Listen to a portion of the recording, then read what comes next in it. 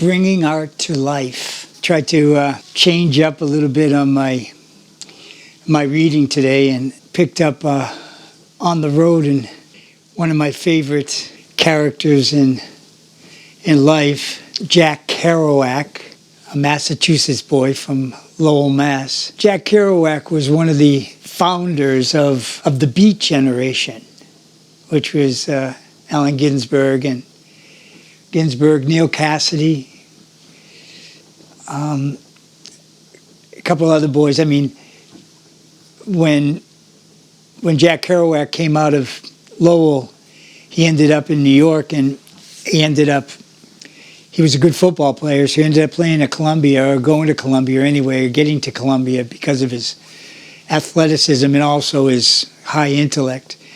And at that time, he met up with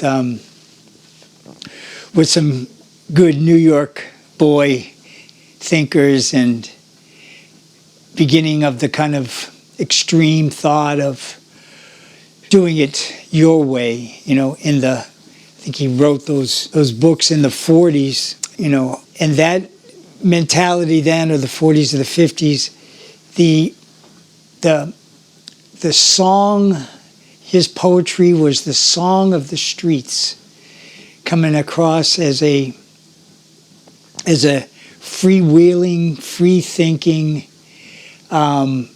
charming, intellectual, free-spirited youth. Those were the days that it was threatening almost to be that unconventional. But those guys were, and kind of transferred into our times now. I mean, those were the days where being outspoken and questioning authority was frowned upon, I guess, in some respects, but also was part of the climate, was part of the revolution of the street. And Dizzy Gillespie, a lot of jazz going on at that time. That was people that were kind of cast outside of box culture and singing the blues and singing real life pain and real life story and seeing it as it is and speaking from that place. It's interesting now to translate it into our world where things have become quite controlled, not based so much anymore on the dream or the song of the street or the poetry of love and God and hope and what you were brought up with. Sometime in Kerouac's sense, he came from a strong blue-collar Catholic family. So his value systems were fairly grounded. And so when he kind of broke out into the world and had a kind of rebel mentality and chose to be a writer, which in those days wasn't blue-collar, was taking a shot in the dark and saying, I'm going to be a writer or a painter or a musician, was even more so in that day looked at as a difficult road at best. And there were, at that time, in those genres, more of a bohemian sensibility. There was drinking, and there was acid and drugs and experimental, journeying through, sexuality and through their exploration and inquisitive nature about why are we doing what we're doing and what is it that we're doing. They were questioning the absurdity of the times. I mean, they were part of that Orwellian nature, Arthur Rimbaud, rebels of the time that were outspoken and looked at the system and the conventional political system as something that didn't always add up.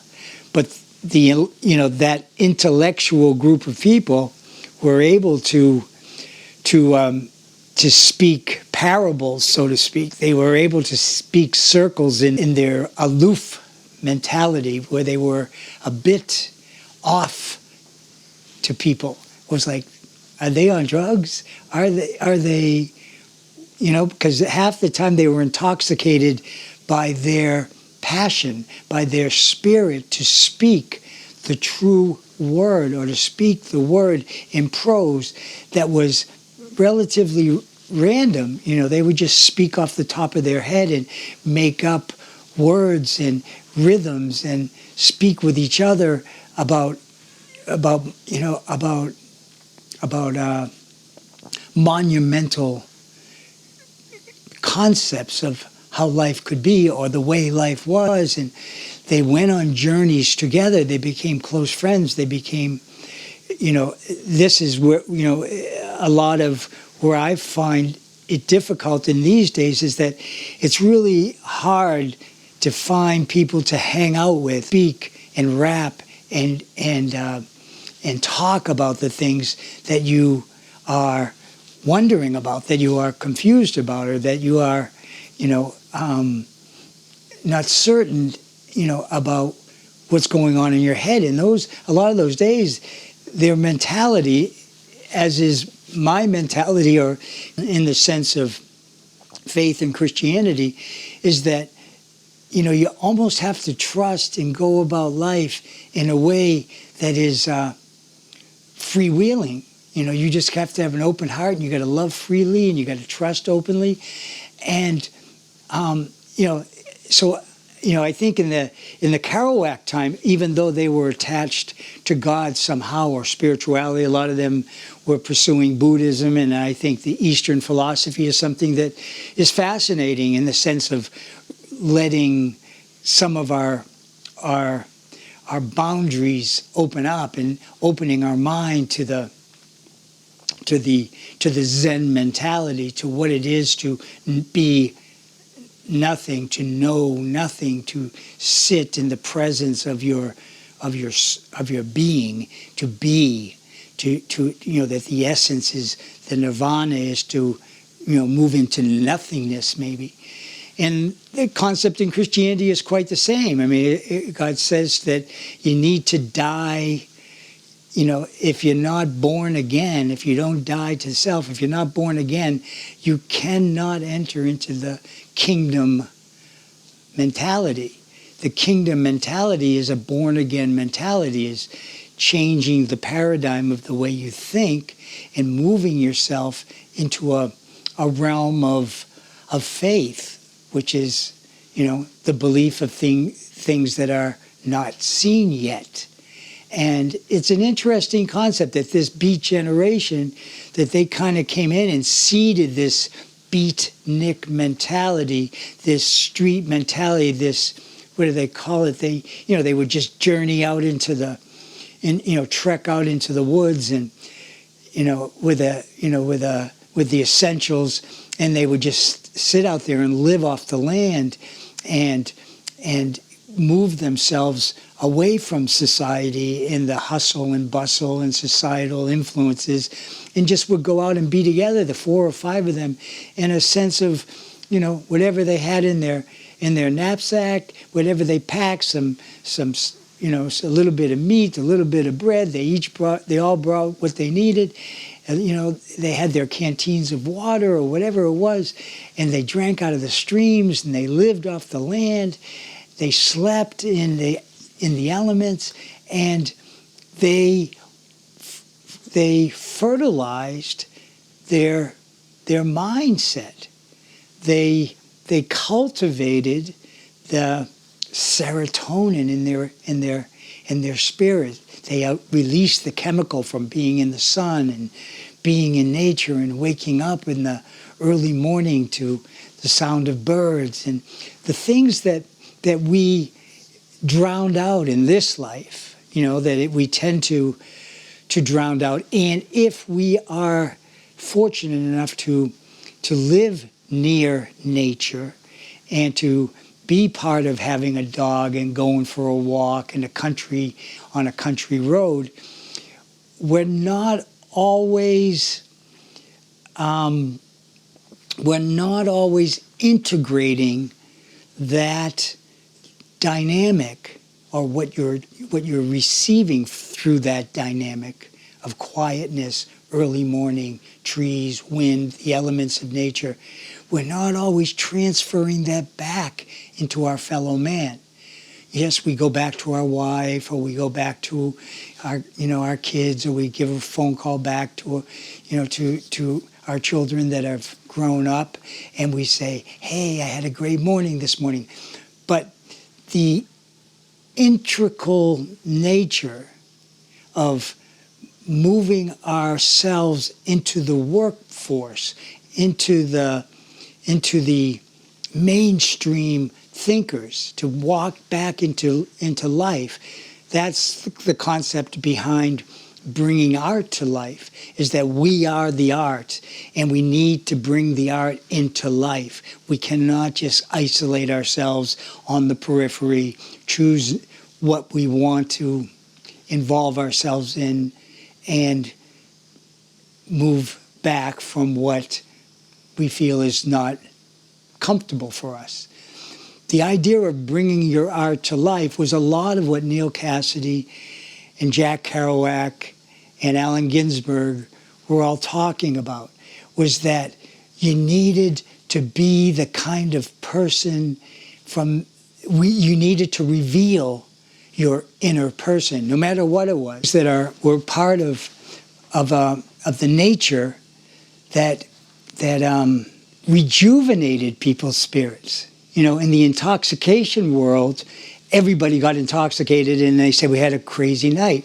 But in the spiritual world, if we can bring our spirit to life and be like Jesus, who was happy-go-lucky, free-thinking, open to doing things that weren't necessarily acceptable in the formation of conventionality. He moved outside. He says, the things that I do are what I receive from God. The Sabbath for me is to do God's work. It is not to do ritual necessarily. It is not to placate to a festival of some sort and then to come home and say we were at the festival. If there is God's work to be done on the festival day or on the Sabbath, he says, then if God pushes you in those directions, if your intention, if your intuition is correct and you move in those directions, then in that sense you are in the right place. And what I was getting from Kerouac and Cassidy that inspires me most is that you need to be your own art. You need to find your space in life and your purpose, and you need to finish it like a good sculptor finishes a sculpture, or a painter works on the intricate details of a painting. You have to work on the intricate details of your spirit. You have to move in directions that help you to create a style for yourself that people stand back and observe and say, it's unique. It's got its own style. I like the colors. I like the setting. I like your art. If people can walk up to you in the street and say, I like your spirit, I like your color, I like your style, then we would be healing people as we walk through life. The concept in Christianity and the concept in, I spent a lot of time with Manly P. Hall, a lot of really heavy thinkers that talk about the alchemy of the soul, about how can we purify ourselves in such a way that what we reflect is healing in itself. So to be healing in this world and to have a effortless purpose into life, where we're not arguing with everybody, where we're not frustrated, where we're not confused, where we are in a sense solid on the ground with our arms spread wide like a tree, allowing people to move through us and underneath us and grant and get a part of our energy. And that's what's lacking in this world. It's not cultivated. We are being busied and dumbed down through society. We're being educated, but our education is so planned out that we don't really have time to learn how to think. Education is supposed to be something that helps us to think better. We need to take risks in life and learn as we go. We cannot wait for certifications and degrees to get us to go out and live. You're living because you have a spirit that is drawing you out of bed every morning and helping you to get excited about another day. That is where God puts us. He says, be grateful that each day is anew and fresh, and you have the potential of doing something that is going to change your life and possibly other people's lives along the way.